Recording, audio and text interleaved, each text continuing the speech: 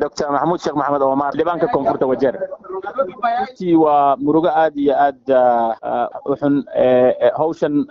قبلها واللي بخاصة لوميو أما لواين يو قاركود أي ولا جردلي قاركود أي ولا دلي أما قاركود أي ولا واي بهذا لقى صبري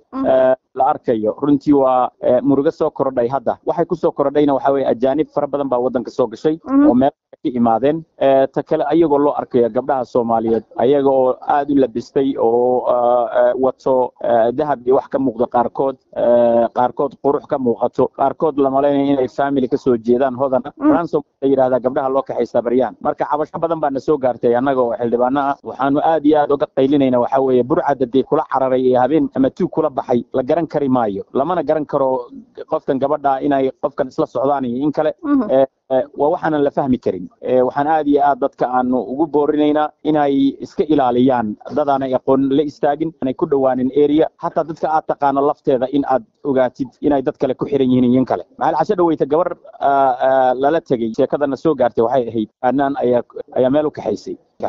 ayaa dad kale dhaxda ka qaatay oo la tagay miyay la heshiisay muxuu ahaa xaalka sidoo ahaa marka waa la garan la yahay marka hatta ruuxaad isla socotaan saaxiib kasta ahaada aad isugu dhawaada hadaad rabtaan laakiin dadka kale ay ku xiran tahay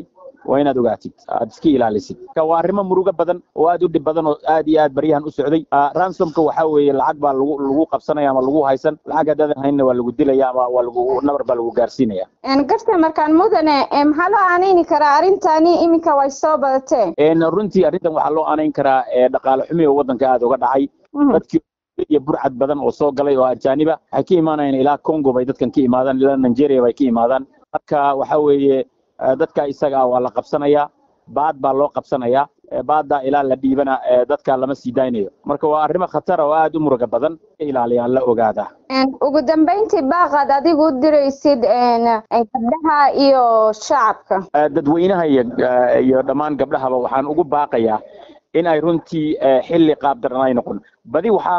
bacda العصر kadib wixii ka dambeeya ayaa la kaxaysta gabdhaha sidana soo gaartay sirdoonka ay noo sheegeen galbihii wixii ka dambeeyo in aad iyo aad la isu ilaaliyo oo laga kala cararo ayaa la doonayaa marka arrintaasaan ugu baaqayaa dadka inay dadaal badan geliyaan oo iska ilaaliyaan runtii dhibaatooyinkaas iyaga na soo food saartay aad u cuslaatay baryaan